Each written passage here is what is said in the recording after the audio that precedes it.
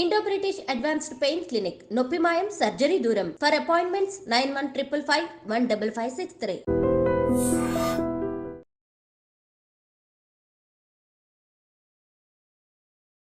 Welcome to iDream media. So జనరల్గా ఒకప్పుడు కన్నా క్యాన్సర్ బాధితుల సంఖ్య ఇప్పుడు ఎందుకు పెరిగింది? శరీరంలో క్యాన్సర్ పెరుగుతుంది అంటే ముందుగా ఎలాంటి లక్షణాలు కనిపిస్తాయి, మనం ఎలా గుర్తించవచ్చు, అత్యాధునిక ట్రీట్మెంట్స్ ఏమున్నాయి, పూర్తి స్థాయిలో క్యాన్సర్ని తగ్గించుకోవచ్చా, వివరాలు తెలుసుకుందాం. ఈరోజు మనతో పాటు ఉన్నారు ప్రముఖ radiation oncologist doctor Prashant Reddy గారు. డాక్టర్ గారు నమస్తే. నమస్కారం అండి. డాక్టర్ గారు, నేను విన్నాను ఇప్పుడు మెడికవర్ హాస్పిటల్లో ఉన్నారు మీరు. సో 20 years ఆఫ్ ఎక్స్పీరియన్స్ మీది ఈ ఆంకాలజీ, రేడియేషన్ ఆంకాలజీలో.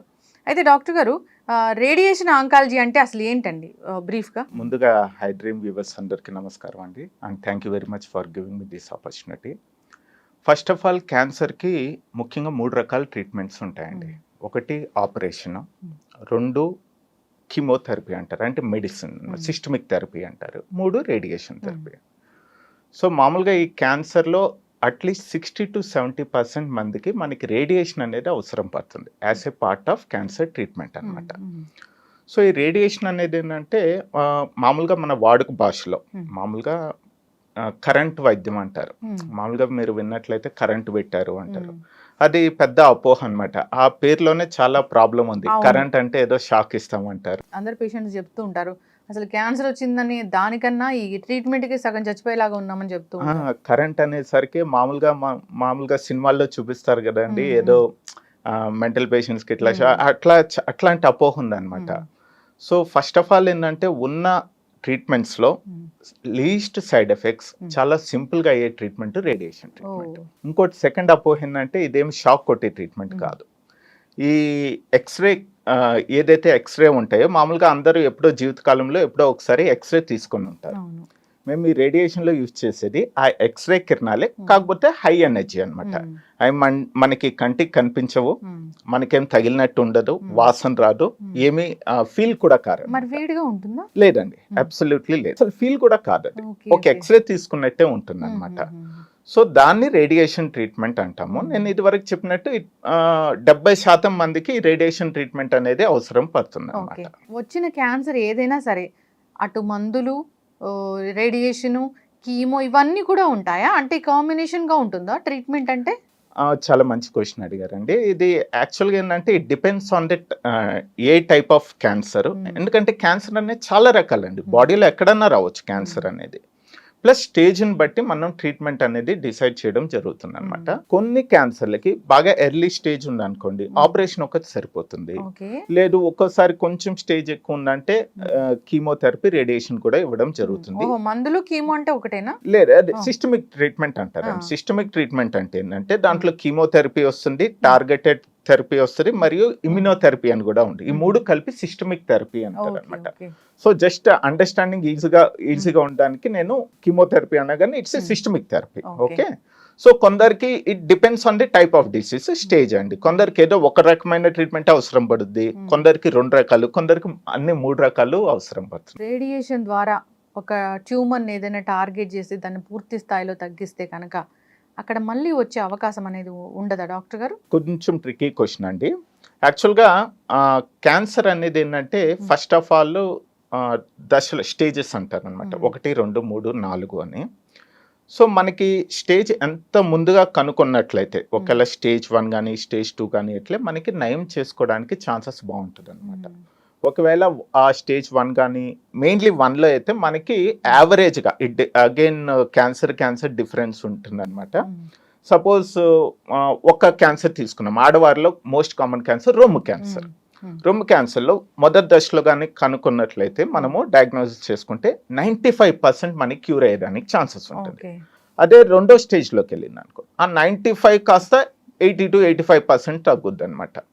సో అదే 3rd స్టేజ్ అనుకోండి, అది డ్రాస్టిక్గా 50 to 60% సంథింగ్ లైక్ దట్ తగ్గుద్ది. 4వ స్టేజ్ అంటే మొత్తం స్ప్రెడ్ అయిపోయింది అనుకోండి, అది ఆల్మోస్ట్ 20%కి తగ్గుద్ది అనమాట.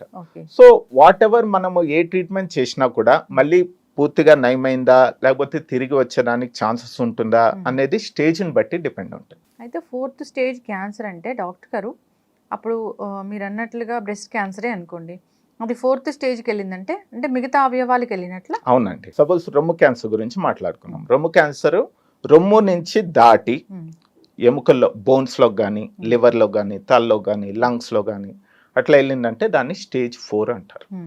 అట్లాగే ఏ క్యాన్సర్ అండి, సపోజ్ లంగ్ క్యాన్సర్, ఊపిరితిత్తుల క్యాన్సర్, అది కూడా అక్కడి నుంచి దాటి ఎముకలు కానీ తలలో కానీ లివర్ ఎటు పోయినా కూడా అది 4th స్టేజ్ అంటారు. ఇప్పుడు అన్నట్టుగా 4th స్టేజ్ వరకు కాకుండా ముందుగానే ఏమైనా లక్షణాలు కనిపిస్తే ఇది క్యాన్సరు, ఓకే మనం డాక్టర్ దగ్గరికి వెళ్ళాలి అనే లక్షణాలు ఏమైనా ముందుగా కనిపిస్తాయి డాక్టర్ గారు? ఇది ఓవరాల్ ఏంటంటే మామూలుగా వార్నింగ్ సైన్స్ అంటామండి. ఒక 7 ఉంటాయి.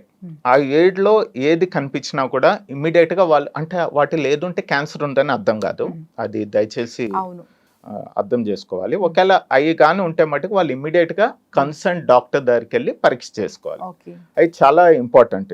ఒకటి ఏంటంటే ఎక్కడైనా లంప్ అంటే కంత్ అంటారు కదా, ఎక్కడ బాడీలో ఎక్కడైనా చాలా కాలం మానని కంతి కానీ పుండు కానీ, అది నాలుగు అయి ఉండొచ్చు, స్కిన్ అయి ఉండొచ్చు, ఎక్కడైనా అది ఉన్నా మనకి చాలా కాలం పాటు మానకుండా దగ్గు రావడము, అన్నం మింగడం ఇబ్బంది కావడము, ఓకే, అట్లాగే మోషన్లో రక్తం కనిపించడము, అంటే మోషన్ ఫ్రీగా లేకపోవడం, కొన్ని రోజులు కాన్స్టిపేషన్ ఉంటే కొన్ని రోజులు విరోచనాలు అవుతాయి, మోషన్లో రక్తం రావడం, అట్లాగే యూరిన్లో రక్తం రావడం కానీ, ఆడవాళ్ళు అయితే పీరియడ్స్ అంటారు కదా, మెన్సెస్ టైంలో అబ్నార్మల్గా బ్లీడింగ్ ఎక్కువ కావడము, ప్లస్ ఇర్రెగ్యులర్గా ఉండడము, ఇవే కాకుండా ఇంకోటి ఏంటంటే గొంతు మారడము, సపోజ్ బొంగురు పోవడం అంటారు, హోస్నెస్ ఆఫ్ వాయిస్ అంటారు. అది కాకుండా కొన్ని రకాల క్యాన్సర్ పుట్టుమచ్చల్లో కూడా వస్తాయి. సడన్ గా ఉన్న పుట్టుమచ్చ సైజ్ పెరగడము, పుండు కావడము, అట్లా అయినా కూడా అంటే ఇప్పుడు నేను ఈ వార్నింగ్ సైన్స్ అంటారు అనమాట. వీటిల్లో ఏదున్నా కూడా అంటే క్యాన్సర్ అని కాదు, వాళ్ళు కన్సర్న్ డాక్టర్ దగ్గరికి వెళ్ళి పరీక్ష చేసుకోవడం మంచిది అనమాట. సో ఎందుకు దీనివల్ల అంటే ఇది ముందుగానే మనం చెప్పినట్టు కనుక్కుంటే స్టేజ్ 1, 2లో కానీ బయటపడుతుందంటే వాళ్ళకి క్యూర్ అయ్యేదానికి ఛాన్సెస్ ఉంటుంది. ఇంకోటి ఏంటంటే మనకి స్క్రీనింగ్ ప్రొసీజర్స్ అనేటివి ఉన్నాయి. అఫ్ కోర్స్ చాలా కామన్ క్యాన్సర్స్ కి మనం ఇండియాలో వెస్టర్న్ కౌంటర్ పార్ట్స్ లో వాళ్ళు అన్నిటికీ చేస్తారు మాక్సిమం, బట్ ఇండియాలో మటుకు రొమ్ము క్యాన్సర్ కి సర్వైకల్ క్యాన్సర్ ఆడవారిలో కామన్ క్యాన్సర్స్ అనమాట. రొమ్ము క్యాన్సర్, సర్వైకల్ క్యాన్సర్, గర్భసంచి ముఖద్వారపు క్యాన్సర్. రొమ్ము క్యాన్సర్ కి వచ్చేసరికి ప్రతి సంవత్సరం 40 సంవత్సరాలు దాటిన వాళ్ళు రెగ్యులర్ గా మ్యామోగ్రామ్ అనే ఒక ఎక్స్రే చేసుకోవాలన్నమాట.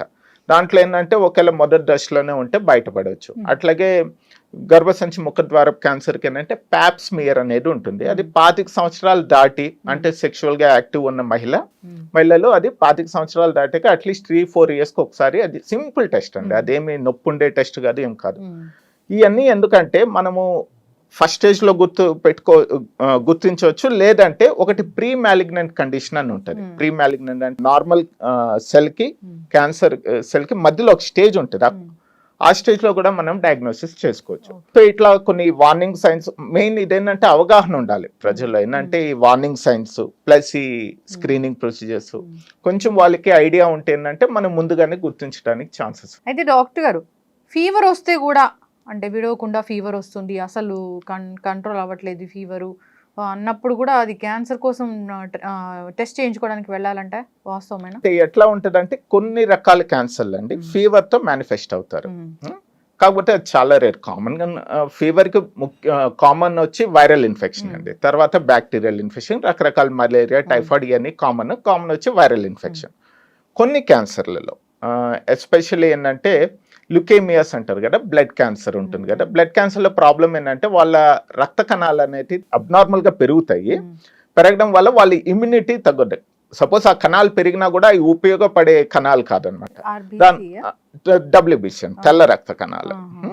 అవి పెరగడం వల్ల ఏంటంటే వాళ్ళకి ఇమ్యూనిటీ తగ్గడం వల్ల వాళ్ళకి చాలా కాలం పాటు ఫీవర్ ఉంటుంది. ఆ ఫీవర్ వాళ్ళు particular test, blood test is common అనమాట. అది చేసినప్పుడు ఏంటంటే రక్త కణాలు చాలా ఎక్కువ కనిపిస్తాయి, అదొకటి.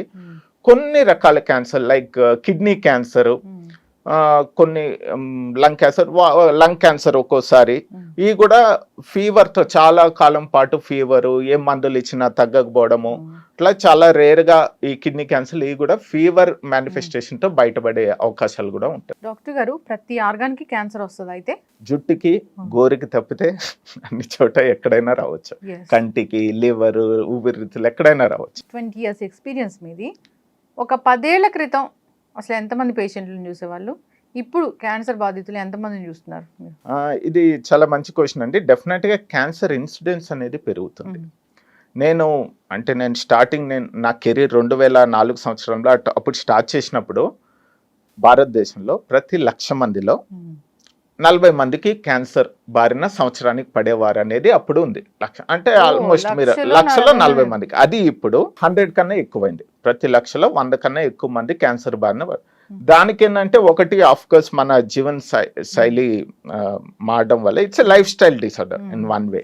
ఇంకోటి ఏంటంటే ఒక రకంగా అవగాహన కూడా పెరిగిందండి ప్రజల్లో. ఇది వరకట్లాగా దాన్ని నెగ్లెక్ట్ చేయకుండా, ఎందుకంటే బికాస్ ఆఫ్ మీడియా కానీ వరల్డ్ క్యాన్సర్ డే అనేది మనం ఫాలో అవుతాము ఫిబ్రవరి 4వ తారీఖు ప్రతి సంవత్సరం. ఇట్లా ఏంటంటే అవగాహన అనేది పెరగడం జరిగింది అనమాట. పాత రోజుల్లాగా బాగా ముదిరిపోయి రావడం కాకుండా అట్లీస్ట్ అర్బన్ పాపులేషన్లో, ఇంకా దురదృష్టవశాత్ రూరల్ పాపులేషన్ ఇంకా వాళ్ళకి అంత అవగాహన లేదు.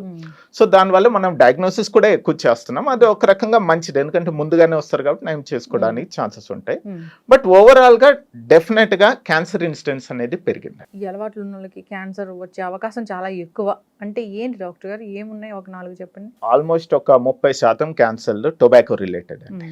టొబాకో ఏ రకంగా అయినా, గుట్కా కావచ్చు, స్మోకింగ్ కావచ్చు, ఎనీ ఫార్మ్ ఆఫ్ టొబాకో.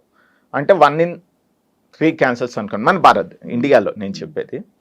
అది కాకుండా ఆల్కహాల్ ప్లస్ టొబాకో 2 యూజ్ చేసేవాళ్ళు. ఇంకోటి ఏంటంటే చాలా మందికి ఈ మూడోది ఏంటంటే పెద్ద అవగాహన లేదు,